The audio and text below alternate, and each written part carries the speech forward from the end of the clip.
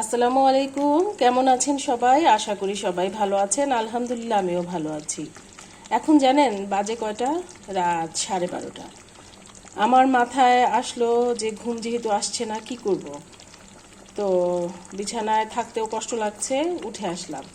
আমার বন্ধু কি সুন্দর করে আমাকে এই যে আমড়াগুলো একদম ছিলে ধুয়ে কেটে একদম সুন্দর করে প্রসেস করে দিয়েছিল প্রায় সপ্তাহখানিক হয়েছে। আমি এনে ফ্রিজে রেখে দিয়েছিলাম, কারণ সময় পাইনি এগুলো কিছু করার।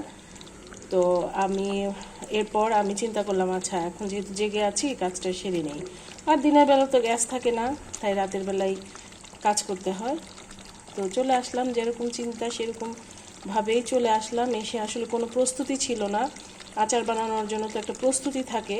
আমি মাঝে মাঝে এরকম হুটহাট করে একটু চাটনি বানাই ফেলি, যেটা আসলে ওই দেখা যায় চামচে চামচে করে খেতে খেতেই সব শেষ হয়ে যায়। এমনিতেই আমাদের বাসায় সবাই আচার পাগল। আচার আসলে থাকে না। আমি 10 কেজি বানাই আর 15 কেজি বানাই না কেন, কোনো দিনও আমি বছর টেনে নিতে পারি না। বছরের মাঝামাঝি এসেই শেষ হয়ে যায়। তো যাই হোক, এই যে আমি তৈরি করে ফেললাম। সরষের তেলটা ছিল, পাঁচফোড়ন ছিল, শুকনো মরিচ নাই, তাই আমি কাঁচা মরিচ দিয়েছি অনেকগুলো। তারপরে এখানে আমি বোম্বাই মরিচ দিয়েছি আর রসুন দিয়েছি। এখানে 4টা রসুন দিয়েছি, বড় রসুন। তারপর চিনি দিয়েছি একটুখানি, হচ্ছে তেঁতুলের রস দিয়েছি, তেঁতুলের ঘন রসটা। আমার বাসায় সবসময় অলওয়েজ তেঁতুল থাকে, তো সেটা আমার এখন উপকার এসে গেল। সেটা দিয়েছি। এই যে রান্না প্রায় হয়ে গেছে। জানি না কেমন হবে, মনে হচ্ছে যে ভালো হবে। আসলে এটা আর বেশি দিন থাকবেও না, এটাই মনে হচ্ছে। খুব বেশি জোর 1 সপ্তাহ।